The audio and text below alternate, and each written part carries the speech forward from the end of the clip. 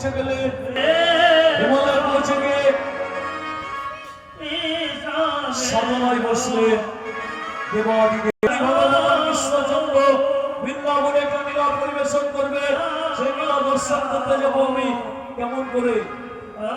আমার স্বামী, আমার তো দেবতা, আমার স্বামী দেবতা তো ঘরে নাই, আমি কেমন করে যাব? অনুমতি না পেলে তো আমি, আমার পাগল স্বামীটা বেশিরভাগ সাধনা করতে হিমালয়ে যায়। আমি একবার হিমালয়ে গিয়ে দেখি ওনার সঙ্গে সাক্ষাৎ হয় কিনা। তাই দেবী পার্বতী চললেন হিমালয়ে।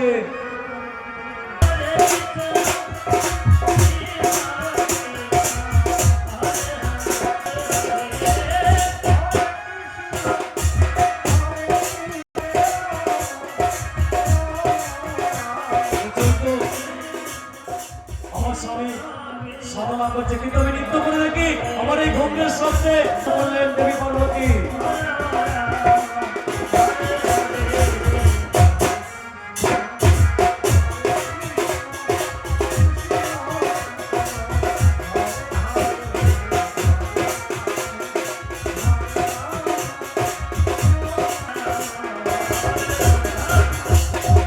ধ্যান তো ভঙ্গ হলো না, এখন আমি কি করবো?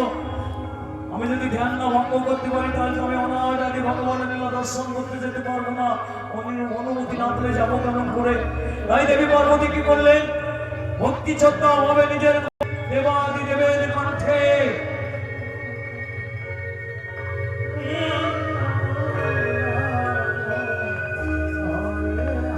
দেবাদি দেবের কণ্ঠে পড়ে দিচ্ছেন নিজের কণ্ঠের মালা।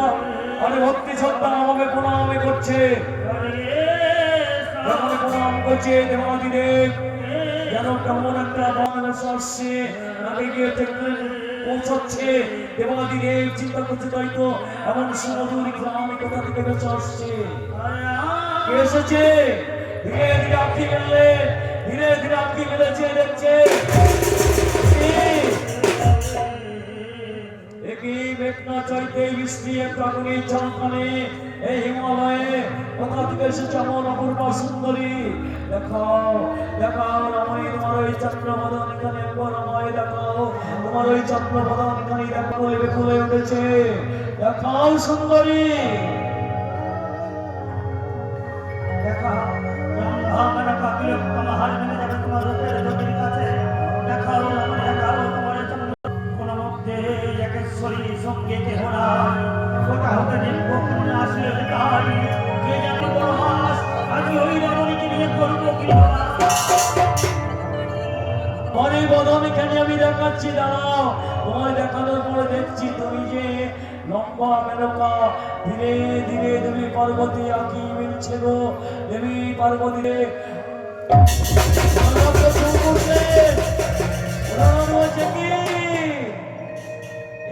সেই দেবী পার্বতী চলেছেন।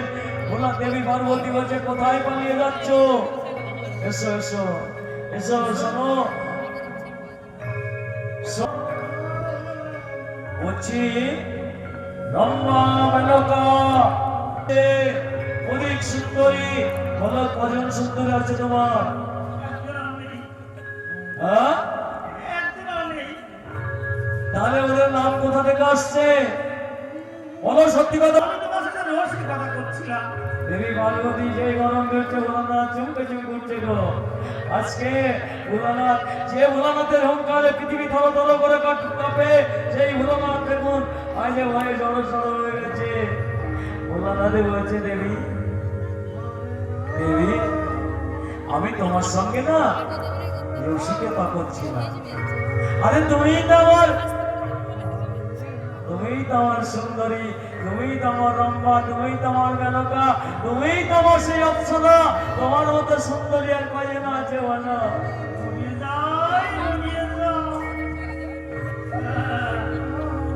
ভোলানাথ তখন বলছে আচ্ছা বলো তো এই হিমালয়ে কেন এসেছো?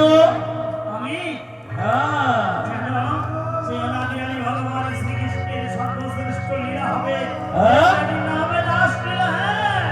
আসছি রাসলীলা। কি আনন্দের সঙ্গ তোমায় শোনালে দেবী। এসেছে। ও তাই সত্যিকারের কথা? আমি কি হবো জানো? এই রাজমন্ত্রের দাঁড়ি হবো। বাহ বাহ বাহ, তাতে তোমার পরে দায়িত্বটা। তাহলে এক কাজ করা যাক, চলো। শুনবে না, তার আগেই দেখো আমাকে টানতে টানতে নিয়ে চলেছেন গো। বলো। আজকে ভগবানের কি কি আদেশ আছে আর কি কি নির্দেশ আছে? বলো বলো। ওই লীলা দর্শন করতে কোনো পুরুষ যেতে পারবে না। হ্যাঁ, ওই লীলা দর্শন করবে, ওই লীলা দর্শনে যাবে শুধু গোপীরা, পুরুষদের সঙ্গে নয়। দেবী ভোলানাথ বলছে, পার্বতী তুমি আমার সঙ্গে রসিকতা করছি না প্রভু, ওকে বারবার করে স্মরণ করে দিচ্ছি, কিন্তু ওই লীলা গোপীরা শোনা যেতে পারবে না দর্শন করতে। ভোলানাথ অন্তরে বলছে, যা তোমার কাছে এটুকু না অন্তত শুনলাম, ওই লীলা দর্শন করতে। তবে হ্যাঁ পার্বতী, যাও, আমি তোমায় অনুমতি দিচ্ছি, গোবিন্দ লীলা তুমি দর্শন করেছো। তাই দেবী পার্বতী কি করলেন? ভক্তি শ্রদ্ধা প্রণামী জানিয়ে অনুমতি চেয়ে নিয়ে চললেন। হরে কৃষ্ণ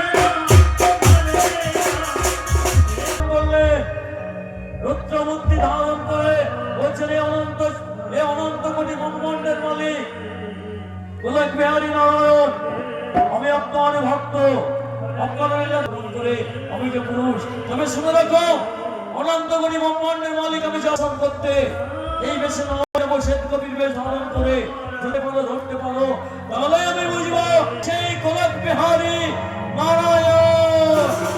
করতে করতে ভোলানাথ চললে।